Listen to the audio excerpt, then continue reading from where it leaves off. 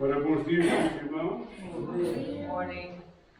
Então, que eu estou olhando pela internet, que Deus os abençoe, que esta reunião venha auxiliá-los. Vamos pôr de pé e vamos orar ao Senhor. I rejoiced when they told me, let's go to the house of the Lord. Alegrei-me quando me disseram, vamos à casa do Senhor. And how good it is when God's people are together in your name. E quão bom é quando os irmãos se reúnem em nome de Deus. Heavenly Father, we want to thank you for the privilege we have to be here today to honor you. Querido Pai, queremos te agradecer pelo privilégio que é estar aqui esta manhã para te honrar. And we thank you for the great gift that you've given to us through your Son, Jesus Christ. E obrigado pelo grande presente que tu nos deste através do teu Filho, Jesus Cristo. We thank you that He is indeed Emmanuel, God with us. Obrigado porque Ele é de facto Emmanuel, Deus conosco. And He is the King of Kings. Ele é o Rei dos Reis. And He's our shepherd. E é o nosso pastor. And He is the Lamb of God. E é o Cordeiro de Deus. He's our friend. É o nosso amigo And He's always with us. e está sempre conosco. We thank you for your Holy Spirit that was sent to be our guide. Obrigado pelo teu Espírito Santo que nos foi enviado para ser o nosso guia. And may He guide us today as we worship your name and as we hear your word.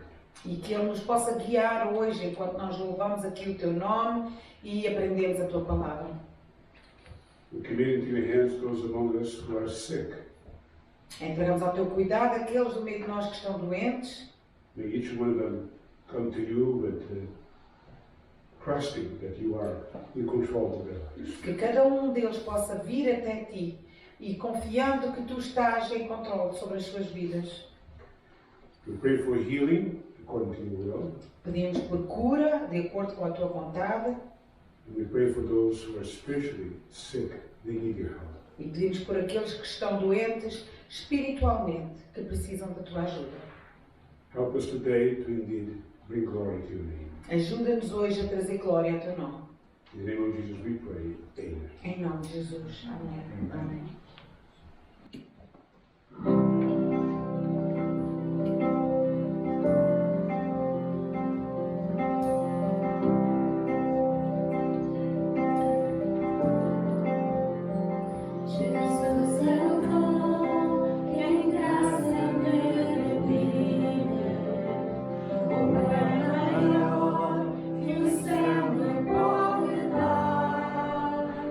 Meu Redentor.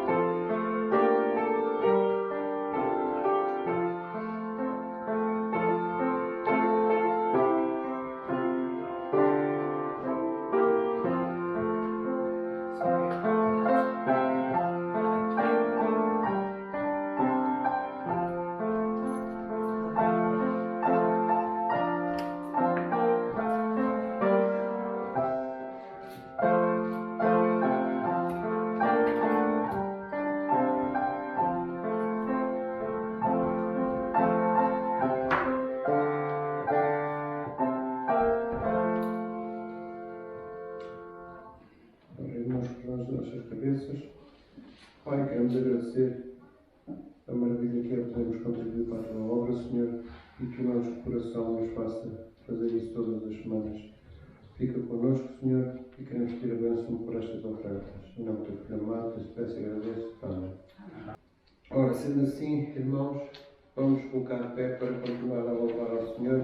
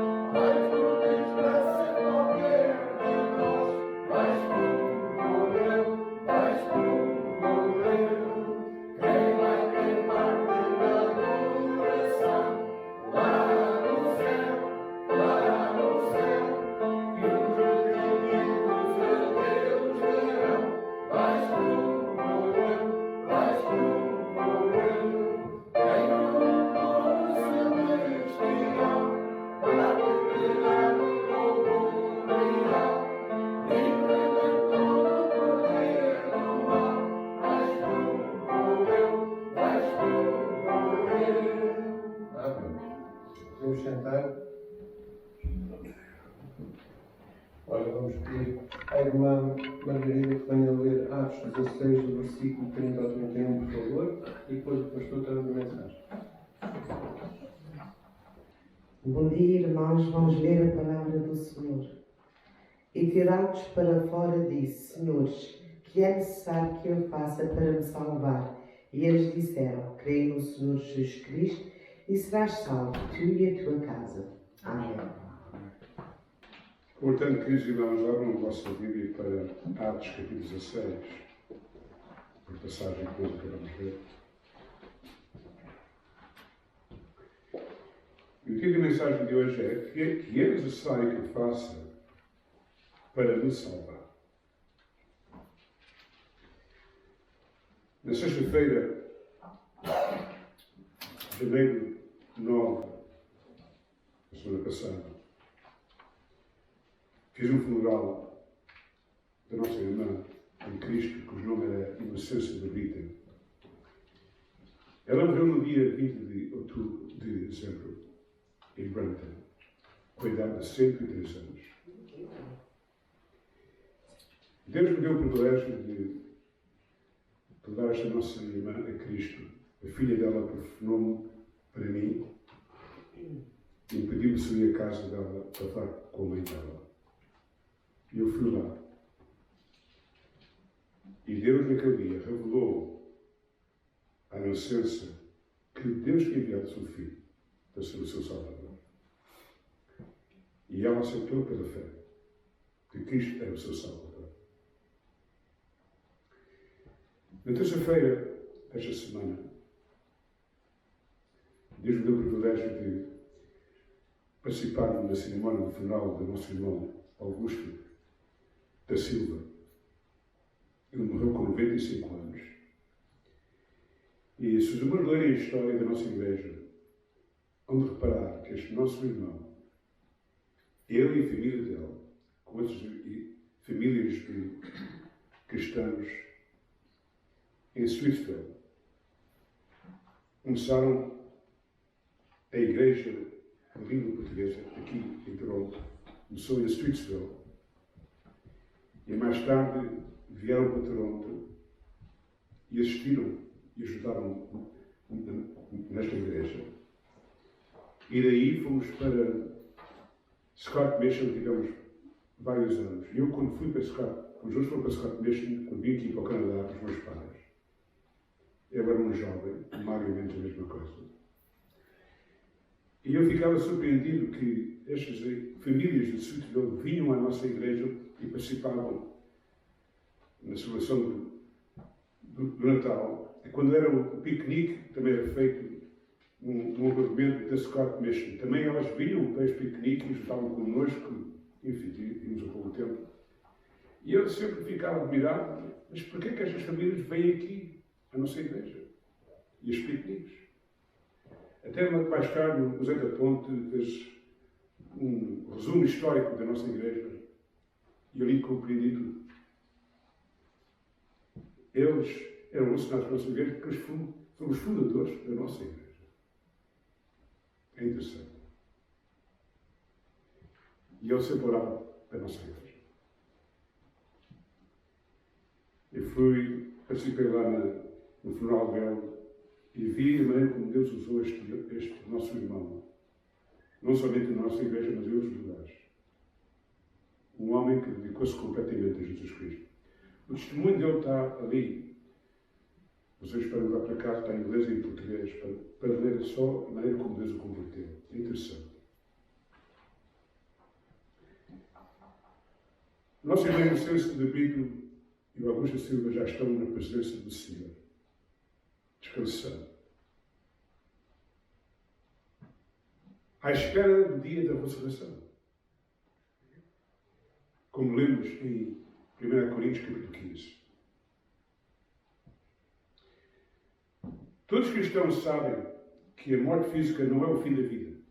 Eu sei que neste mundo em que vivemos, ninguém já se interessa da vida futura. Pensam que a vida é aqui na Terra, quando a gente morre, acabou-se tudo. É o que eu penso. Mas a Bíblia não fala disso.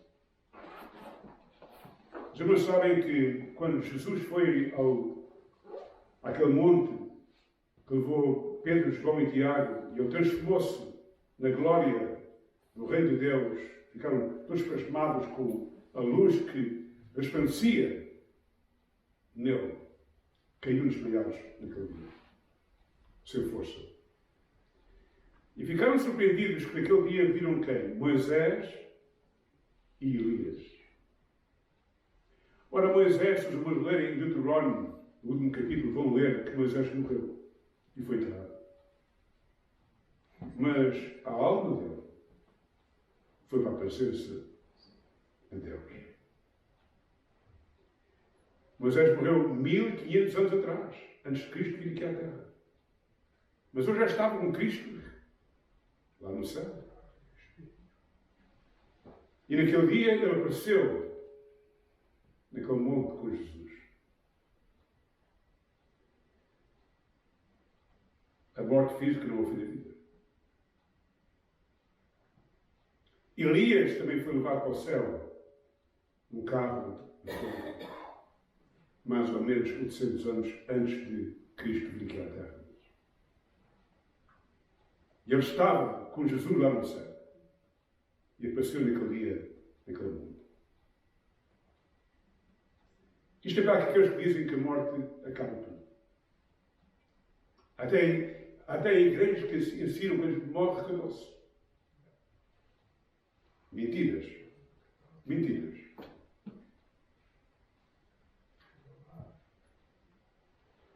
As palavras que Jesus disse ao ladrão que estava morrendo ao lado de Cristo e pôs na última hora para a sua fé em Jesus e disse: Senhor, lembra-te de mim quando tu entraste no teu reino.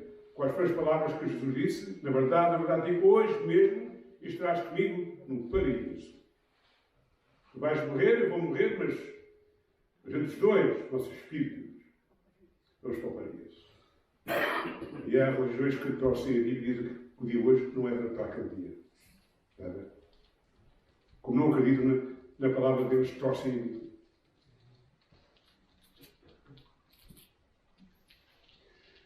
A morte, meus irmãos, é uma jornada que nós temos que fazer.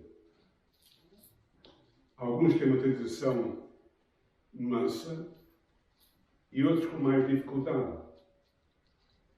A morte vem a nós como um ladrão da noite. Porquê é que Deus permite que alguns tenham uma transição fácil e outros mais difícil? Eu não tenho resposta. O que nós devemos fazer é confiar em Deus no meio das nossas aflições. Mas uma coisa, devemos estar alerta. Precisamos estar preparados para esse dia. Quando a morte bater à nossa porta, devemos estar preparados para esse dia.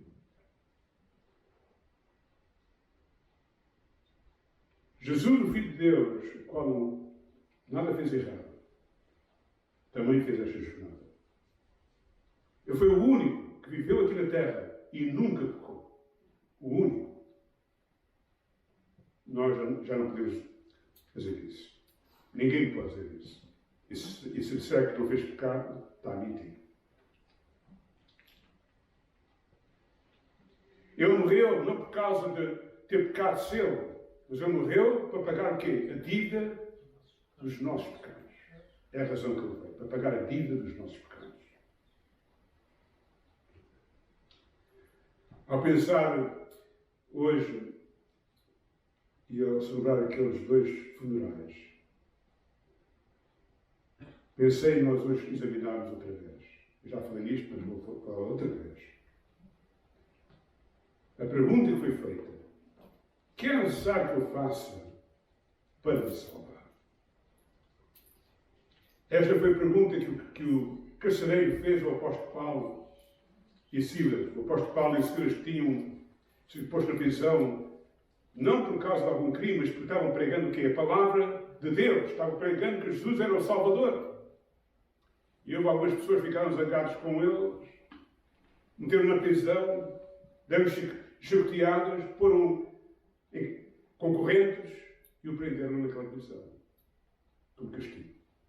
Até pregar a palavra de Deus. Mas Paulo não ficou desanimado.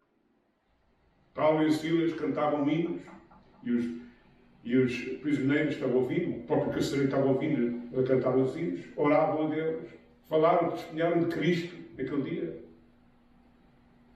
e falaram da salvação. À meia-noite, quando todos estavam dormindo, houve um grande terremoto e as portas da prisão abriram-se.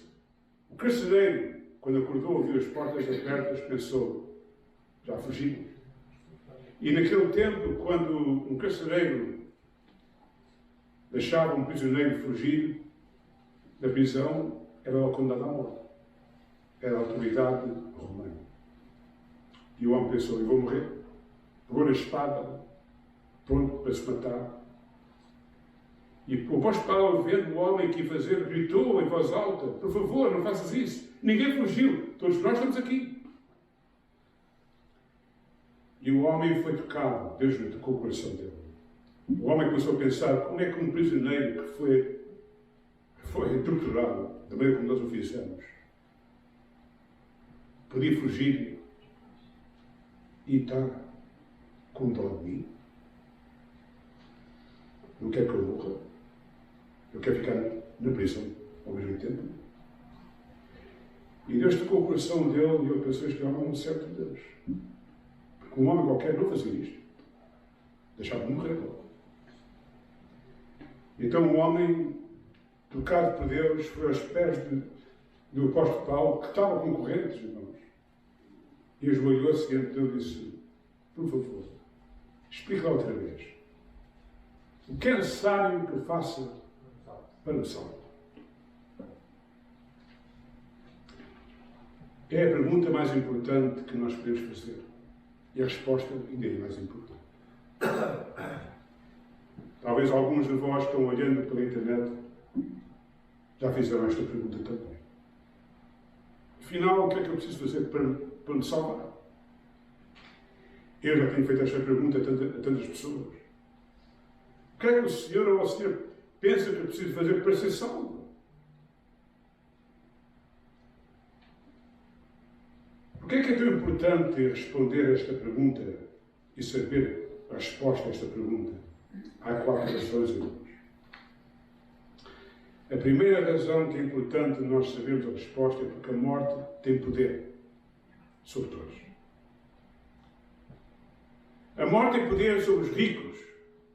O rico, com toda a riqueza que ele tem, não pode comprar a vida. Quando a morte vier, ela morre.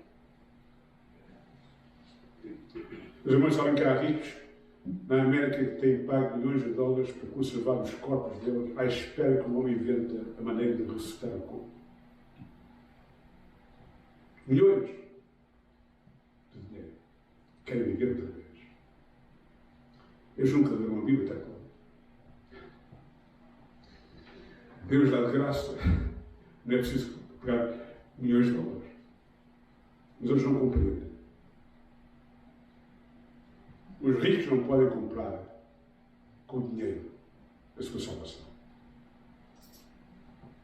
O homem poderoso do mundo, o homem mais poderoso do mundo, não tem poder para controlar a sua vida e não morrer. Todos nós vamos morrer. O Sr. Donald Trump, com todas as suas ações, tantas que faz por aí, ele não vai conseguir escapar. Ele vai morrer também, como todos nós.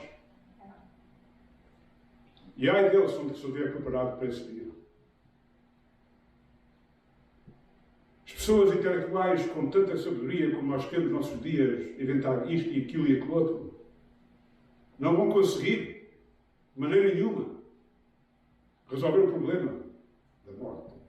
E as pessoas mais religiosas do mundo, e que muitos admiram e respeitam, também morrem. Olhem para a Bíblia e vejam pessoas que eram tão boas e morreram já. Daniel, um homem respeitado, morreu. Isaías, um homem temente a Deus, escreveu um livro maravilhoso, guiado por Deus, morreu. Moisés morreu, o primeiro escritor da Bíblia. O último escritor da Bíblia, João, morreu. Escreveu um livro maravilhoso. Amado por Jesus Cristo, morreu. Ninguém escapa. É importante nós sabermos a resposta a esta pergunta, sabem porquê? Porque há vida depois da morte. Há vida depois da morte. Não é o fim da vida. Reparem bem as palavras que Jesus disse quando ensinou a nós a oração do Pai Nosso. Pai Nosso que estás no céu. Está a ver? Deus está no céu. Reparem bem as palavras que lemos no Salmo 23. Ainda que passasse pelo vale da sombra da morte, não temeria o quê? Mal algum, porque tu estás comigo. E está David escrevendo este salmo, um homem que tinha fé e sabia que mesmo quando a morte viesse bater à porta, Deus estava com ele. Quantas vezes é que David teve quase à morte, irmãos? E Deus sempre esteve com ele.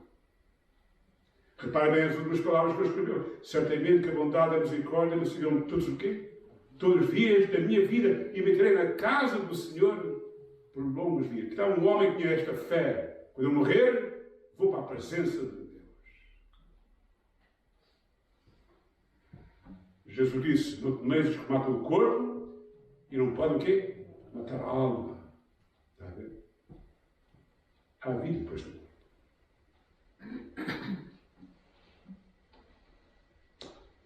Não se turbe o vosso coração. Credes em Deus, que também em mim, na casa do meu Pai, há muitas moradas. Se não fosse assim, não vou teria dito. Vou preparar-vos um lugar para que onde estiver, vós sejais também. Está a ver? Há vida depois da morte. E também há um lugar de inferno. Muitos não acreditam já. Até as próprias pessoas que vão à igreja já nem acreditam que haja inferno. Deus é tão bom, não vai castigar ninguém. Eles nunca leram a Bíblia. No Lucas capítulo 16 temos uma parábola em que Jesus conta 2 destinos depois da morte. Fala de Lázaro e do homem rico. E quando Lázaro morreu, Jesus disse que os anjos de Deus levaram Lázaro para a presença de Deus, onde estava Abraão, já com Deus. Aqui está Jesus dizendo, Abraão já está no céu. E Lázaro foi ao pé de Abraão. Não foi o corpo que morreu, foi a alma, o espírito, para a presença de Deus. Mas quando o rico morreu, os anjos de Deus levaram o rico para onde? Para um lugar de tormento. Está a ver? 2 destinos. Um lugar onde Deus vai castigar as pessoas. Jesus fala desta profecia em Mateus capítulo 25, versículo 41. Apartai-os de mim, malditos, para o lago de fogo, onde o diabo e os seus anjos estarão. E as pessoas dizem assim, Deus não vai castigar ninguém. Nunca leu a Bíblia. Nunca leu a Bíblia. Quantas vezes é que nós lemos que Jesus fala do castigo eterno? Tantas vezes. Há aqueles que riem-se e pensam que Deus não castiga ninguém. Leiam a Bíblia com cuidado e vão ver. E há próprias religiões que trouxeram as pessoas, não acreditem que Deus castiga, Deus é amor. Estão ensinando mentiras às pessoas.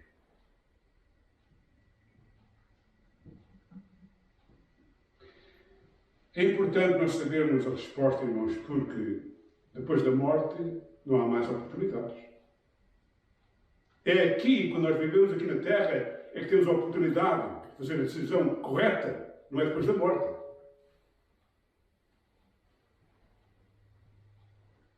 Em Hebreus 9:27 diz o seguinte: e como o homem está ordenado morrer uma vez, vindo depois disso que o juízo, sabe? Uma vez. Não há mais oportunidades. É aqui agora é que nós temos de fazer a decisão correta. E para aqueles que estão olhando pela internet, penso bem nisso. Não é depois da morte que vocês fazem uma decisão. É agora. É que tem que fazer essa decisão. E depois a Bíblia nos avisa: prepara-te para te encontrares com quem? Com Deus. Então o profeta Amós, vemos isto em Amós capítulo 4, versículo 12, um homem que falou à nação inteira: prepara-te para te encontrares com Deus, porque ele sabia que a nação inteira, a maioria, não estava preparada para se encontrar com Deus. Cada um fazia o que queria. Andavam completamente desviados de Deus. E então Deus diz a eles: prepara-te para te encontrares com Deus. Eu vou-te castigar-te. E, meus irmãos, nós vivemos em tempos em que as pessoas andam desviadas completamente de Deus. Até nas próprias igrejas. As pessoas andam desviadas de Deus. Estava aqui um jovem, depois do culto, a falar de uma doutrina que estava agora. Uma doutrina diz que um cristão ensinou que não pode ser um cristão, porque um cristão verdadeiro não ensina uma coisa dessas. Que não há nada de mal ter relações sexuais antes do casamento. Os próprios cristãos podem fazer isso também. Ensinar às pessoas isso. Dizem que são cristãos. Até parece incrível. Aonde estamos?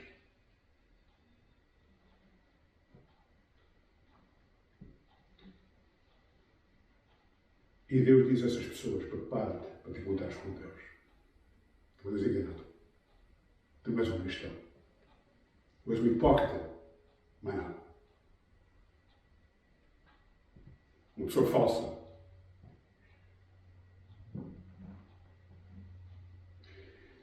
Porquê é que nós morremos, afinal? A resposta está na Bíblia. O salário do pecado é quê? A morte. Qual foi a promessa que Deus disse ao primeiro casal humano? Podeis comer de todas as árvores do jardim, menos da árvore da ciência do bem e do mal, porque no dia que tu comeres dessa árvore, tu vais quê? Morrer. Irmãos, até parece impossível um casal vivendo. Foi o primeiro casal que realmente podia dizer tinha harmonia com a esposa e meio. O primeiro casal. Estavam vivendo em felicidade, um com o outro. Estavam vivendo em harmonia com Deus. Deus falava com ele da maneira como estou aqui falando convosco. Que coisa maravilhosa. O diabo via aquilo tudo, começou a pensar, como é que eu vou destruir esta relação? É fácil. Eu vou tentá-los, se obedecendo à palavra de Deus. E se eles caírem na tentação, esta harmonia que eles têm vai ser destruída completamente. Então nós lemos em Gênesis capítulo 3, que o diabo vai ter com a mulher e disse: será que Deus te disse a ti que não podes comer esta árvore da ciência do bem e do mal? E a mulher respondeu: verdade, Deus disse. E ela até disse: Deus disse que nós podemos comer toda a árvore do jardim, menos esta árvore. O dia que nós comermos, vamos morrer. E o diabo contou meia mentira, irmãos. Meia mentira. E meia verdade. Tenham cuidado com essas pessoas que só dizem meias mentiras e meias verdades. Tu não vais morrer. A razão que Deus não quer que tu comas esta árvore é porque tu não sejas semelhante a Deus, igual a Deus. Deus está-te a roubar uma coisa.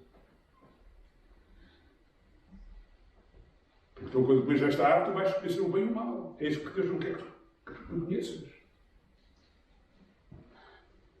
E a mulher olhou para aquela árvore, viu o fruto e pensou: ser como Deus, eu não vou morrer. Mentira. Ela não morreu fisicamente naquele mesmo dia, mas espiritualmente morreu naquele dia. Ela ficou separada de Deus. Ela morreu. O diabo disse meia mentira e meia verdade. E mais tarde morreu fisicamente também. Ora, meus irmãos, todos nós herdamos a herança de Adão e Eva. Todos nós nascemos pecadores. Não há um justo, nem um sequer. Pois pecaram e destituídos estão da glória de Deus. Estão separados de Deus por causa do pecado. É a razão que nós morremos. O salário do pecado é a morte. Qual é a resposta à pergunta? O que é necessário que eu faça para me salvar? Reparem bem a resposta que o apóstolo Paulo deu naquele dia àquele homem. Crê no Senhor que Jesus Cristo e sua salva. Aquilo foi a resposta. Eu já tenho feito esta pergunta a tanta pessoa, irmãos. Mas eles nunca dizem crê no Senhor Jesus Cristo. Eles dizem: bem, se eu for uma boa pessoa e fizer boas obras, se eu amar a Deus, se eu amar o meu próximo, se eu for bom religioso, ir à minha igreja, o qual eu não faço. Se eu fizer isto e aquilo ou aquilo outro. Nunca dizem crer no Senhor Jesus Cristo, isso é salvo. Nunca dizem isso. E então eu digo: e você tem certeza que realmente se fizer isso, tudo isso, vai ser salvo? Bem, não tenho bem certeza, mas eu penso que é isso. Você não tem certeza. Não é bom ter fé numa coisa que você não tem certeza.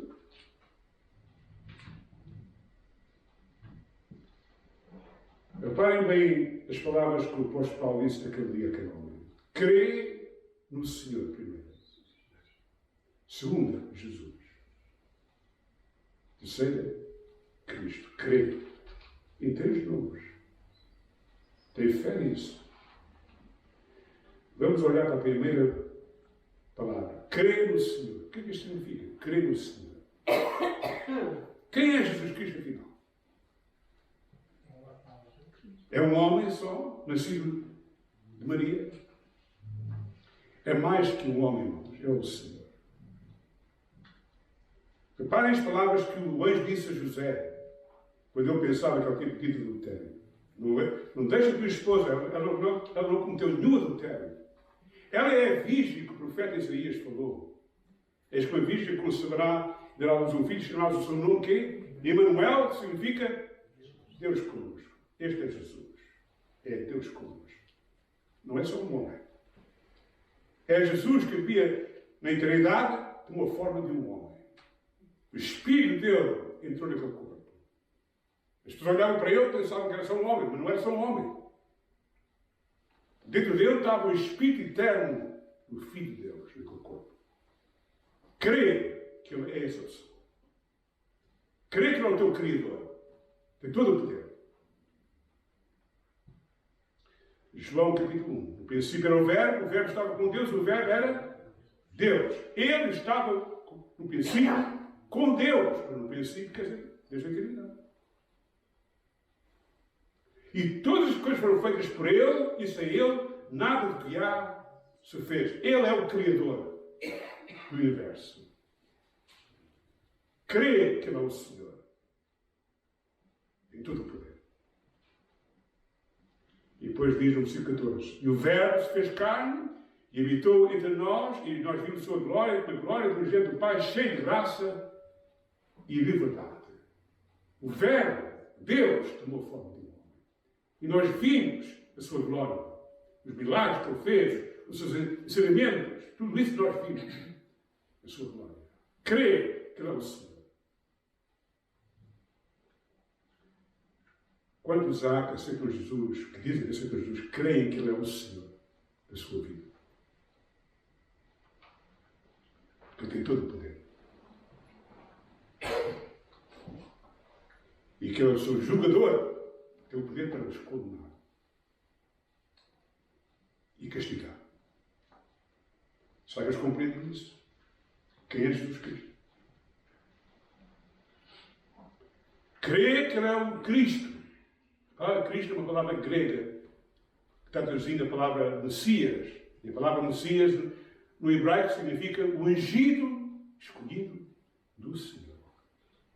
Ele é o Rei dos Reis. Crê que Ele é quem manda, não és tu. Quem manda é Ele, não és tu.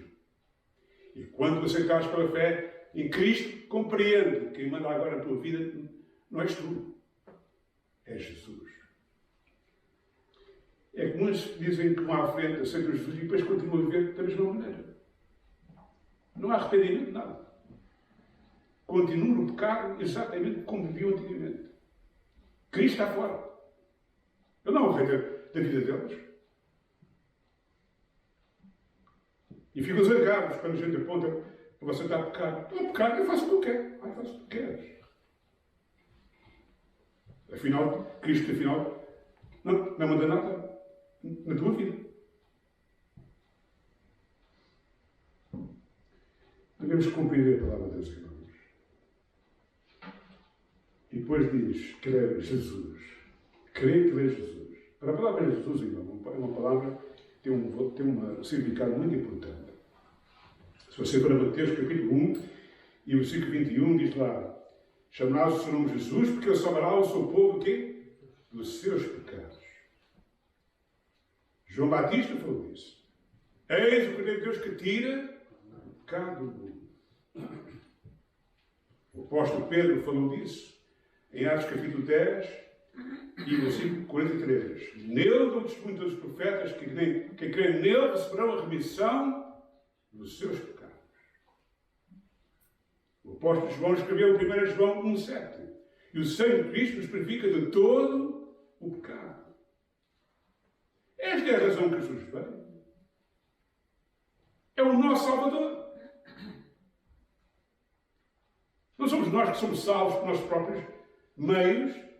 Se fosse realmente para as nossas boas obras, Cristo não precisava vir lá do céu e vir aqui à terra humilhar-se ele próprio e depois ser crucificado numa cruz e morrer uma morte terrível. Se realmente nós somos salvos por nossas boas obras, então mais valia Jesus ficar lá no céu. Mas as pessoas estão cegas, não compreendem nada disso.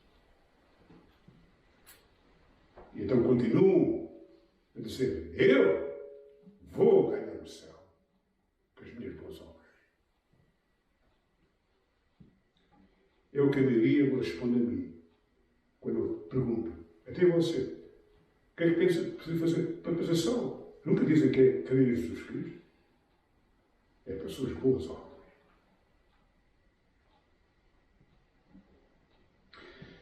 Ora, meus irmãos, o que é que lemos em Efésios 2, 8, 9, afinal?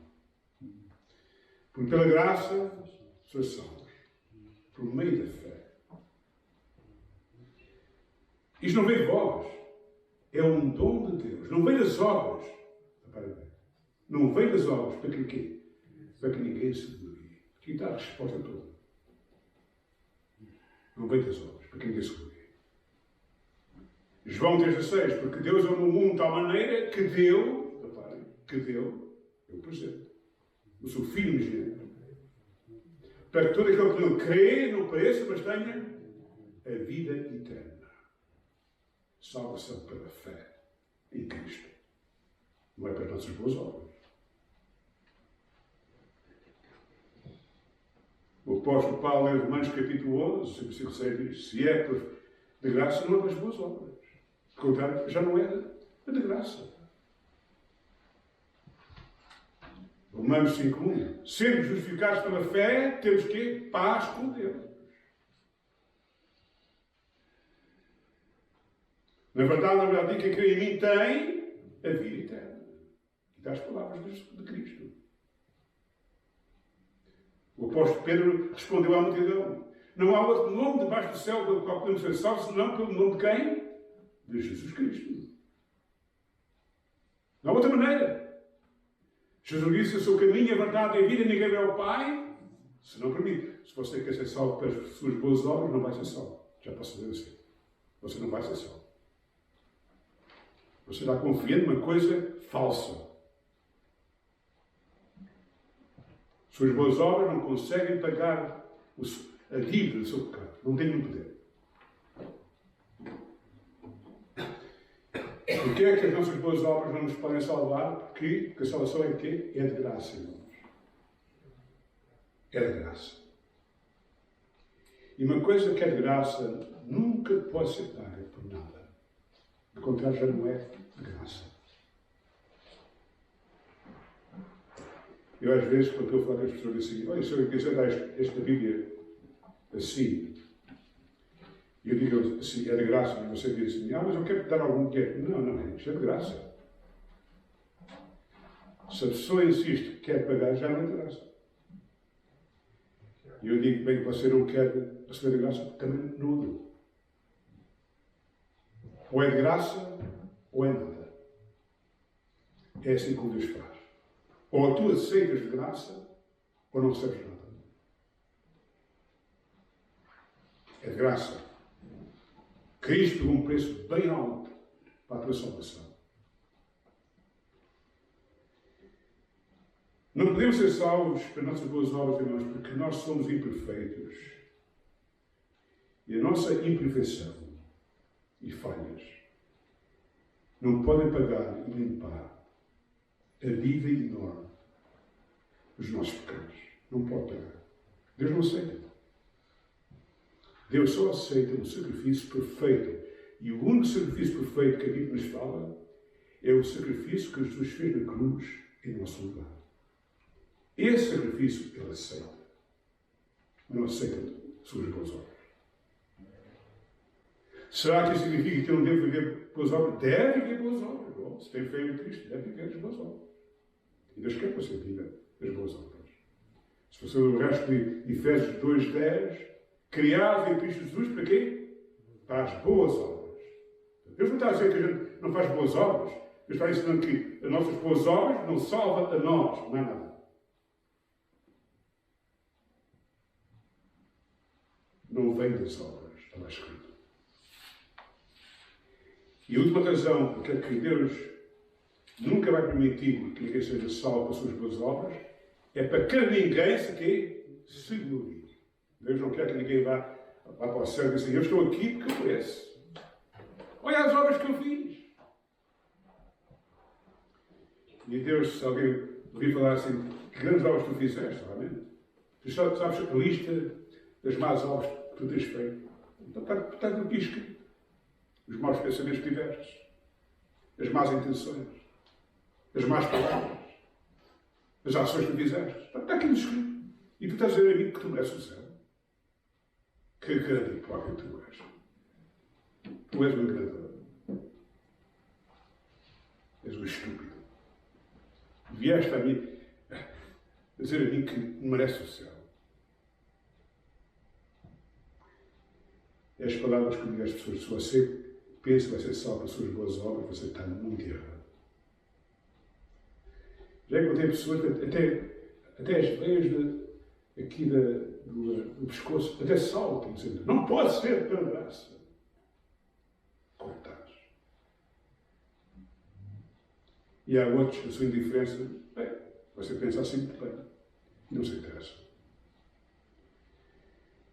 Meus irmãos, no céu, eu não quero saber se você é indiferente, você vai ser castigado. Você é rebelde. E não compreende que tem Deus tem todo o poder. O nosso irmão Inocêncio Brito, irmãos, era uma boa pessoa. Se vocês estivessem lá no funeral, ouviam falar da maneira como as próprias filhas falavam da sua, as netas falavam da sua avó. Mas a própria Inocência Brito sempre disse, eu não vou ser salvo pelas minhas boas obras. É pela fé em Cristo. Se você ler o testemunho de Augusto da Silva, de ver um homem que viveu para Cristo de maneira formidável, mas ele sempre disse, eu não mereço nada. Minha salvação é de graça, pela fé em Cristo. Será que você está preparado quando a morte chegar à sua porta? Já pensou nisso? Se você hoje morresse, para onde é que é a sua alma? Cristo já fez tudo para a nossa salvação. Agora temos que aceitar o seu presente com humildade, com muita gratidão e com muita fé.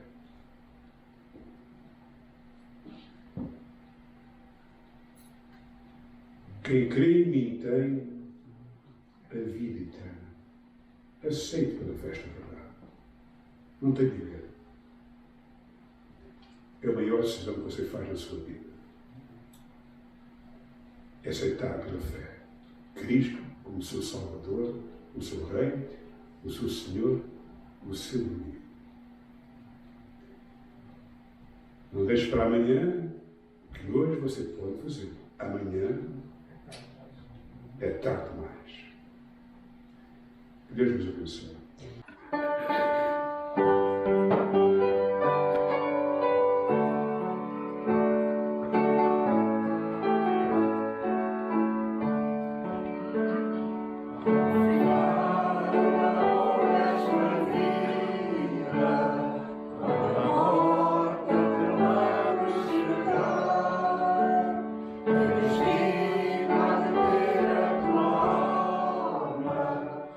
Será no futuro.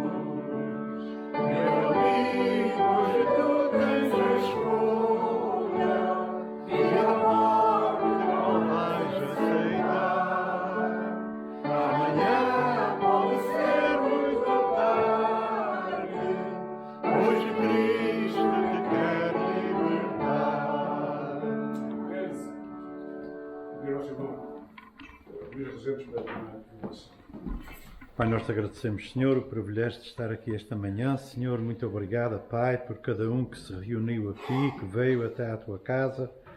Pai, nesta manhã fria, Senhor, mas que tu criaste, ó Pai. E nós te agradecemos, ó Pai, a tua presença nos cultos que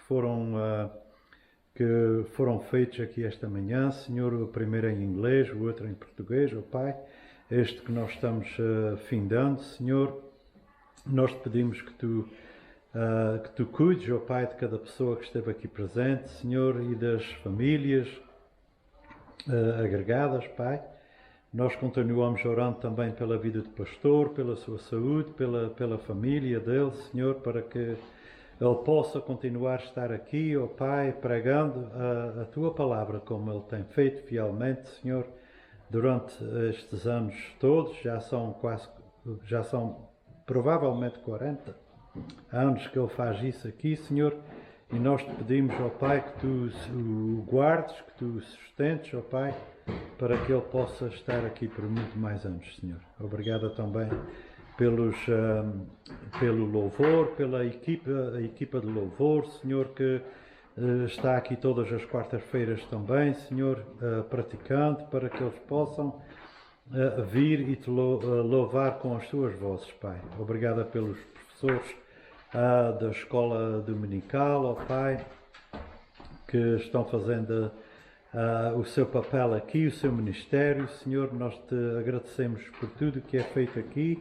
Senhor, e continua, Pai, dando-nos coragem, dando-nos, ó Pai, entendimento da Tua Palavra, para que esta igreja possa ser conhecida por uma igreja que prega somente a Tua Palavra, Pai. Obrigado mais uma vez, Senhor, e agora despede-nos, ó Pai, com a Tua graça, pelo Teu amor, a Tua graça, Pai, e a comunhão do Espírito Santo, ó Pai, que não seja só hoje, ó Pai, mas para sempre, Pai. Dá-nos uma semana boa, de saúde, ó Pai, para que a gente possa estar aqui no próximo domingo, aqui todos juntos, Senhor, e é no nome do Teu Santo Filho que eu te agradeço. Amém. Amém.